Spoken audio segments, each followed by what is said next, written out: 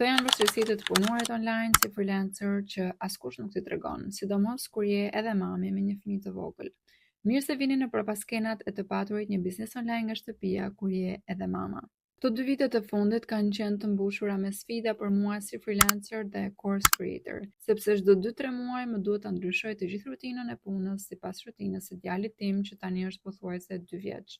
Shumë njerëz mendojnë se të kesh një biznes online është gjëja më e lehtë në botë, punon kur të duash, nga shtëpia, me laptop. Por realiteti është pak ndryshe.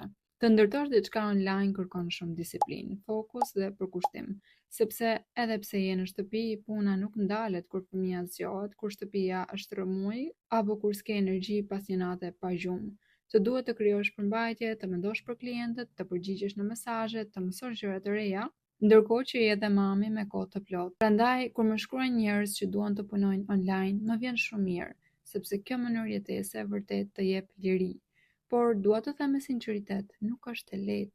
Kërkon përkushtim, durim dhe shumë organizim. Dhe ndonjëherë, pavarësisht gjithë dëshirës dhe planeve që ke, thjesht nuk ja del t'i bësh të gjitha në të njëjtën ditë. Dhe kjo është okay, sepse ndonjëherë suksesi nuk matet me sa shumë punon, por me faktin që nuk ndalesh edhe kur është e vështirë.